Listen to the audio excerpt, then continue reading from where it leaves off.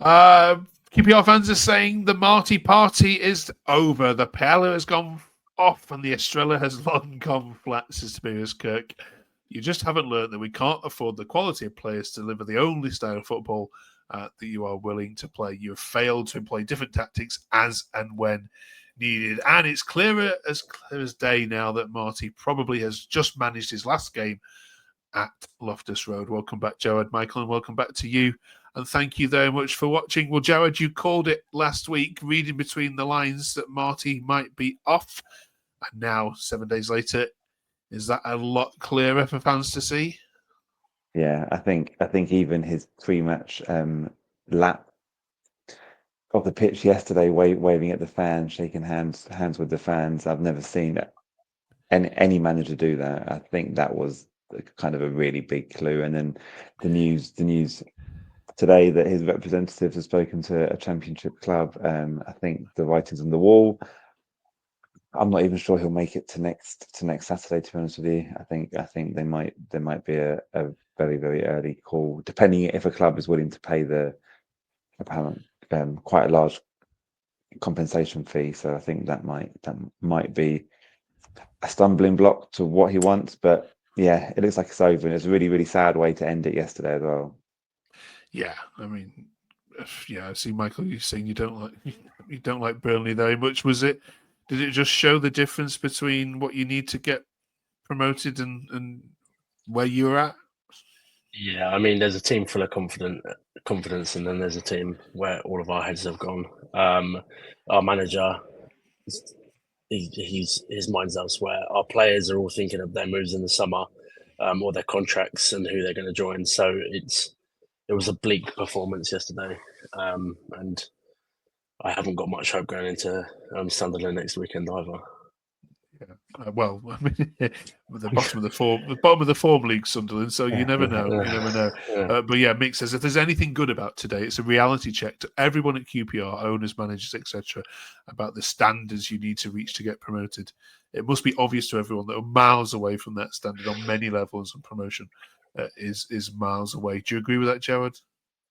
Yeah, like I still haven't worked out if Burnley were really, really amazing or we were really, really poor. I think it's somewhere in the middle. I think they played with the handbrake off, which they probably haven't done much this season, and they were the best side that we've played by an absolute country mile. But I have never ever seen a team given so much time, so much space on the ball, and the difference in quality was miles and miles apart. And I think it is a reality check because they had a team that physically are strong, physically quick. And first and foremost, if you haven't got that in this league, then you're not going to get very far. And our attacking four of Dembele, Colley, Madsen, and and Harrison Ashby, like that wouldn't finish top 10 in League One. Genuinely, it is a million miles away, and I think the recruitment in the summer is going to be huge. But it looks like they're going to have to make a managerial appointment first, and they've got a lot to get right, and there is a hell of a lot that could go horribly wrong very, very quickly, I think. Yeah, I think even you tweeted out, Joe, didn't you, that you're not even sure how you've survived relegation based on how this season's gone. That period in the middle, where and the Oxford and Preston wins recently, where we were a little bit fortunate. Both of them, I think. I think we're fortunate that we kind of picked up those wins when other teams maybe were having a really, really bad spell. But if the league was 5 more games, I would absolutely bet on us to go down. Yeah.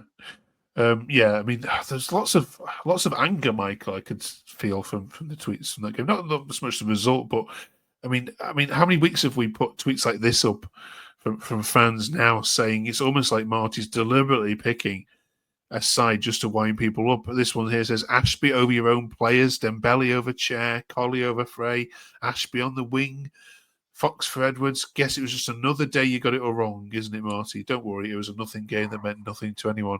Obviously, with lots of hints of sarcasm there. Where do you think the fans' relationship is with Marty, Marty now, Michael? Is it at the point where both have realised that they don't need each other? I mean, I've seen lots of the tweets saying, thanks for what you've done, but off you go. It's a difficult one to call. I think we have a right to be angry at the performance yesterday. It's embarrassing. And every single one of the players should hang their heads in shame. I think with Marti, I think he was the light at the end of the tunnel, or so we all thought last season. And he has now, I feel like he's not showing us the respect that we deserve as fans with the substitutions he's been making, with his choices in the last few games and his selections. I feel like his head is already elsewhere, and he's just trying to prove a point at the end of his tenure. So I feel like instead of going out with grace, he's actually doing totally the opposite, and I think it's going to leave a bit of a bitter taste in a lot of our mouths. So. There's part of me that a couple of weeks ago said, now we're safe. You have to try the players that are going to be here next season, and you do have to see if they're good enough. And as frustrating as it was against Swansea and yesterday, I think it's clear as day that no matter what Madson's doing with the assist or his pass, whatever, he is not going to be up to a 46-game championship season. Ryan Colley is not going to be up to playing as a number 9 in a 40. And I think the only thing I would say is that the subs could have come after half an hour yesterday, because it genuinely was embarrassing, and you should have brought on your phrase and your chairs then, the ones that you can trust. And when they did come on, it got slightly better at the start of the second half. But I think you only do that if you're going to be the manager next season, though. You only kind of look at those players if you're going to be the one that's making that call. And I think maybe I think if it had been announced 6 weeks ago that he was leaving, I think there would have been a lot more upset. But I think there's kind of almost a sense of inevitability, and Okay. Yes, so all those fans that called us out on Twitter, you can, yes, I shall not be replying. But that didn't stop. It's already started, Michael. Danny says if he leaves, 3-man shortlist in no particular order. Rob Edwards, Richie Wellens, which has come from nowhere. And Miron Music, of course, is at Plymouth at the moment. It's too early for this conversation, of course it is. But do you expect him to be at Sunderland, Michael, or not? Yeah, I do. I think I see it out. And who knows? I feel like the real stumbling block is that release clause that we have for him, and I'm unsure whether a team like West Brom or Norwich are going to pay that. Do we know how much it is, roughly? No. There's rumours. There's rumours, I've heard figures of million, like at least $1 million. 2, 3, 4 million pounds. He only signed a contract recently. And if you think about how you guard your players, Marti was our biggest asset going into this season, and the one that we couldn't afford to lose. It wasn't any of the playing squad. So it wouldn't surprise me if they were clever, and there is a clause in there. I don't think it's going to be as much as 4 million or 3 million, but that's what people have made out. Well, West Brom are skint. They are not going to pay that. Yeah. And Norwich are, not in. And I think with the next appointment, when it happens, if it happens, I think every fan would go for a manager with championship experience, because if we don't get that, then I really, really fear for us next season. However, I think the club will probably go for maybe an internal person who they can control, or unheard of foreign manager, a bit like Marti was really. I've got a feeling they'll go against what the sensible supporter would do. Okay. Are we in danger here as a fan base of forgetting the last 12 months, though, Michael? I mean, obviously, Jawad were here 12 months ago, and we were, as I'm sure every fan was putting Marti as the championship manager of the season, along with Danny Roll keeping QPR up. Are we in danger of having short memories in that without him, QPR would already be in League One? No, I think all of us have the respect and appreciation for what Marti has done. He's been our best manager for a very long time. And like I said, he showed us that light and gave us hope when we had none. But I do think it's now down to him with the way he executes himself over the next few weeks, with the fans, in interviews, with the squad he selects against Sunderland. I think if he gives us something to shout about when he leaves, or I just want a bit of respect with his substitutions. I think instead of trying to make a point and be like it's all up top, that is the reason why he's thrown his toys out the pram. I want it to be a bit more. I've given everything, but I'm on to my next chapter. Thank you, and then leave it as that, I think. Okay. All right. Cheers for that. We're going to chat in a minute about your favourite away trip. So get right in the comments which one you've enjoyed the most. Before that, then we're talking about the summer and major key decisions that need to happen. We've already talked about the key one. Most importantly, what away kit should we have next season? What are you hoping for, Jawad? Colour wise, style wise, what are we? Yeah, Not much we can do with blue and white hoops, but I'm a big fan of the red and black away kit. I've always liked the home blue and white, away red and black. Maybe a bit of a retro feel to the home shirt. I didn't really like this season's one. I kind of like it in the kind of Guinness style with the red trim on it as well. So maybe that for the home and away. But yeah, would you like you for collar and the old no collar. Okay. Michael, any? I know it's not the most important question people have been asked this week. What would you like to see on the away shirt? Jared took the words right in my mouth. I want the Dennis Menace kit back. Some great memories in that kit. But that's the kit that I grew up supporting QPR on. But I think also as well with the home shirt, I think like Jared said, the red trim can go a long way, and there's a lot to the shirt. But yeah, I agree 100%. So. Brilliant. Okay. All right then. What else needs to happen in the summer? If they make a bad managerial appointment, they could always change the blue and white hoops, and that will get the outrage onto the kit more than the manager. Like give us a green all home white. Kit. Yeah. Okay. In terms of other decisions, I think if they are going to be looking for a new manager, it has to be a proper process. It has to be somebody who is ready to come into this league, because Wrexham and Birmingham aren't going to be in the bottom three, I don't think.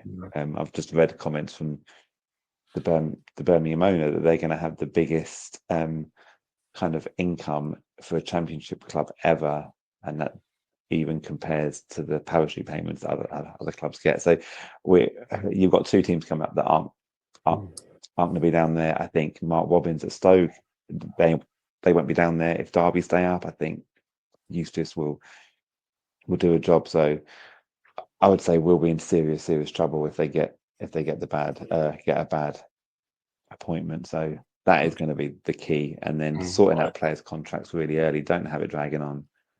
Yep. Okay. Good. I think Michael, anything else? Yeah, I think as well. I want to see Kelman have a good pre-season. I think he's going to be crucial for us next season if we don't make the decision to sell him on. Because if we were linked with him, I'd be buzzing. But he's our player and he's going to come back. Hopefully, he has a good pre-season, and we're going to next season feeling strong, and that we don't need to sign a new striker. So that's one of the most important things. But yeah, like Jared said, it's a good time to have. If Marti does go, obviously, but it's a good time to go through a change of manager. They can get a full pre-season in with their players, bring in players, I think, who they want and suits their style, and hopefully we go from there. Okay. Right. Cheers very much for both of you for that. Last one then. It is the last away trip, and both of you have done the fair few miles, it's fair to say, along with the fans this season. Sunderland, one of the biggest trips, of course, still to come.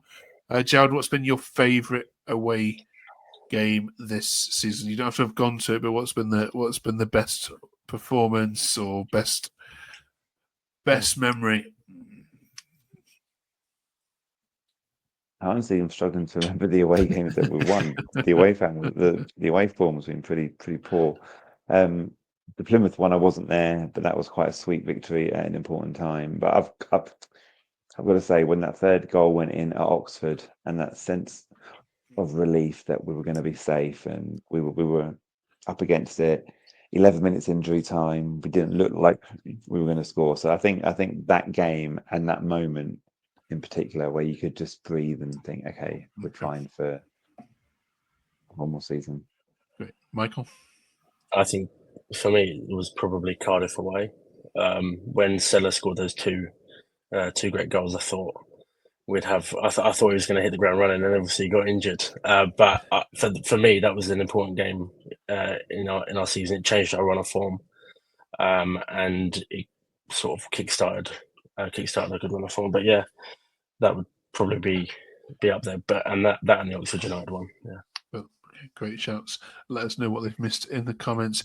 Right, thank you very much. One more to go, and I can put you out of your misery for this season. Sunderland away. We'll see you back here next week to review that game and look ahead, of course, to all the rumblings of whatever happens this week. Thank you very much. Marty, don't go. Don't go. We love you.